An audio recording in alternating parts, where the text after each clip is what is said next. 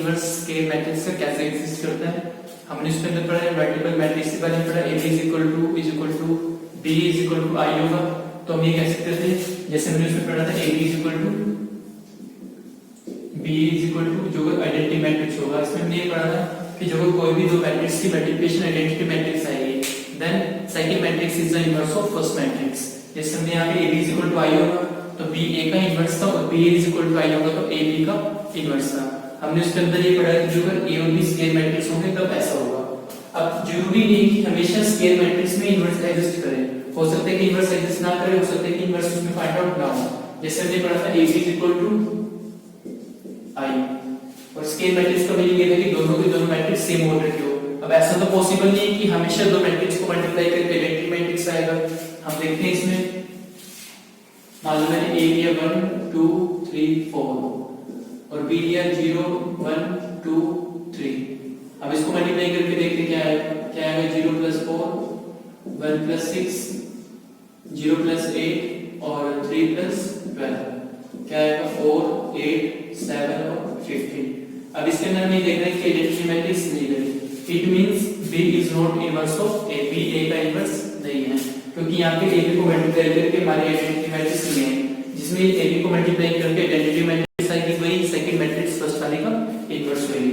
इससे क्या पता लगा कि स्केल मैट्रिक्स के अंदर इनवर्स एग्जिस्ट कर भी सकता हो नहीं भी कर सकता, इनवर्स डज नॉट एग्जिस्ट। जरूरी है कि हर एक स्केल मैट्रिक्स के अंदर इनवर्स एग्जिस्ट करेगा, हो सकता है कि इनवर्स एग्जिस्ट ना करे। ये तो हमने पढ़ा स्केल मैट्रिक्स के बारे में। अब पढ़ते हैं रेक्टेंगुलर मैट्रिक्स के बारे में।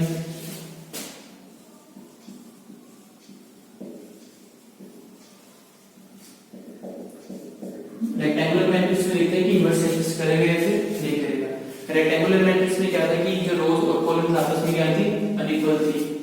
जैसे A मैट्रिक्स से 3 ऑर्डर की और B मैट्रिक्स से 2 × 3 ऑर्डर की।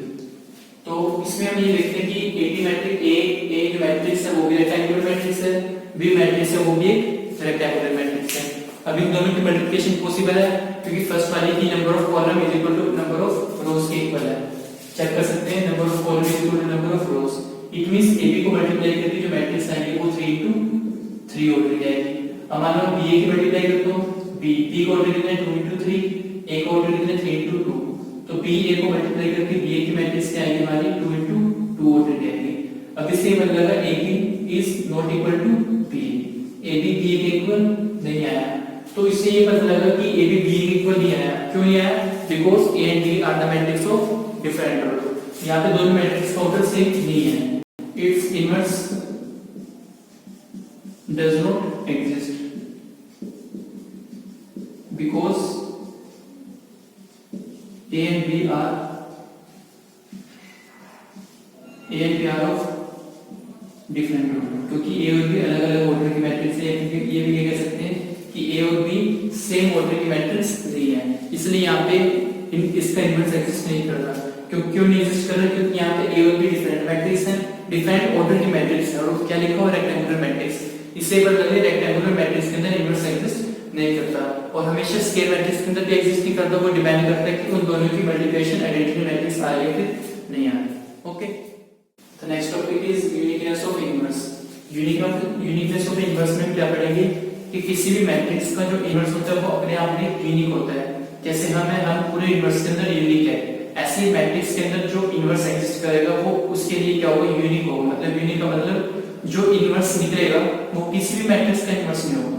मतलब जो इनवर्स फाइंड आउट हम कर रहे हैं वो अपने आप में यूनिक होगा। जो आंसर हम निकालेंगे वो किसी भी मैट्रिक्स का इनवर्स नहीं होगा, जिस मैट्रिक्स का इनवर्स निकालने से उससे का होगा। हम इसको देखते हैं मैं क्या कहना चाह रहा हूं, यूनिकनेस ऑफ इनवर्स। अब इनवर्स कब निकलता है? Inverse of the matrix is unique. उस मैट्रिक्स का इनवर्स क्या होगा? यूनिक होगा। इफ एग्जिस्ट, जो अगर वो एग्जिस्ट करेगा तो अपने आप में वो यूनिक होगा। It means AB is equal to B is equal to I। ये हमने भी पढ़ा भी है कि उसका इनवर्स कब निकलता है? जो अगर उन दोनों मैट्रिक्स की मल्टीप्लिकेशन क्या हो आइडेंटिटी मैट्रिक्स के ऊपर है। तो यहाँ से क्या पता लगा? B is the inverse of A मतलब ए का इनवर्स क्या होगा, बी होगा। It means A inverse is equal to B. Clear? या फिर ये कह सकते हैं कि बी का इनवर्स ए होगा, कुछ भी बोल सकते हो। A is B is inverse of A, या फिर A is inverse of B. अब यहां से मैंने राइट कर दिया let C is the another inverse of A. वैसे तो ए का इनवर्स कोई होगा नहीं, बट मैंने यहां से राइट कर दिया कि सी ए का इनवर्स है, मतलब C inverse is equal to A. ऐसा तो पॉसिबल होगा नहीं कि ए की मैट्रिक्स के दो आंसर आए, दो इनवर्स आए। एक ही इनवर्स होगा, बट हम इसको भी गलत प्रूव करेंगे। देखते हैं कैसे प्रूव होगा। जो अगर सी ए का इनवर्स होगा तो क्या आएगा, C is equal to A C is equal to identity matrix, क्योंकि जो अगर इनवर्स एग्जिस्ट करेगा तो दोनों की प्रोडक्ट आइडेंटिटी मैट्रिक्स के इक्वल आएगी। और यहां से क्या आएगा देखते हैं। अब मैं यहां से लिख सकता हूं b is equal to ib। ऐसा क्यों लिखा, क्योंकि जब अगर मैं b मैट्रिक्स को उसके आइडेंटिटी मैट्रिक्स से मल्टीप्लाई करूंगा तो हमें वही मैट्रिक्स ऑफ a मिलेगी। b मैट्रिक्स को आइडेंटिटी मैट्रिक्स से मल्टीप्लाई करूंगा तो हमें b मैट्रिक्स मिलेगी। तो क्या आएगा, b is equal to i के प्लेस पे मैंने वैल्यू लिखी c a b। अब मैंने c क्यों रखी है, a c क्यों नहीं रखी है, फिर ये क्यों रखी। अब इसका क्या रीजन है वो बताता हूं मैं आपको। b के प्लेस में लिख दिया c a, क्योंकि c is equal to i हमारे पास क्वेश्चन पर है। तो क्या आएगा, b is equal to c a b। Clear? यहां से क्या आएगा, b is equal to c, और a b के प्लेस पे क्या आ जाएगा, आइडेंटिटी मैट्रिक्स, क्योंकि a b किसके इक्वल है, i के। जो अगर मैं c को i से मल्टीप्लाई करूंगा तो क्या आएगा, देखिए c आएगा। इससे ये पता लगा b और c कोई अलग अलग डिफरेंट टाइप की मैट्रिक्स नहीं है, वो सिर्फ सेम ही मैट्रिक्स है। जो दोनों मैट्रिक्स से सेम है, दोनों का इनवर्स भी क्या होगा, सेम ही होगा। मतलब जो मैंने c को c इनवर्स सेट किया था, जो मैंने एक अनदर मैट्रिक्स सेट करी थी c इनवर्स, वो कोई c इनवर्स कोई अलग टाइप की मैट्रिक्स नहीं है, वो c इनवर्स b के इक्वल ही है। इसलिए मैंने यहाँ पे c रखा था, क्योंकि मुझे b को c के ऊपर प्रूव करना था। c कोई अलग डिफरेंट टाइप की मैट्रिक्स नहीं है, जो अगर b का इनवर्स जो आ रहा है वही क्या होगा, c का इनवर्स होगा। इससे पता लगा जो a का a inverse is equal to c inverse is equal to b। Sorry, a inverse जो हमने यहाँ पे क्या लेट करा कि b a is inverse of b, जो a का inverse b is inverse of a, जो b का इनवर्स होगा वो क्या होगा, a होगा। या फिर ये लिख सकते हैं कि a का इनवर्स b होगा। मैंने यहाँ पे लिखा है a का inverse is equal to b and c is another inverse of a, c is another inverse of a। या फिर ये लिख सकते हैं, या फिर ये लिख सकते हैं कि बात है। ठीक है, मतलब a की इनवर्स जो a इनवर्स किसके इक्वल है, b के इक्वल है, और c is equal to a inverse है।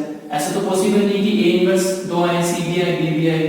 इसलिए बाद में हमें पता लगा कि c और b को c कोई अनदर इनवर्स नहीं है, c कोई दूसरी टाइप की मैट्रिक्स नहीं है, c और b आपस में इक्वल है। इससे पता लगा a inverse is equal to b is equal to c।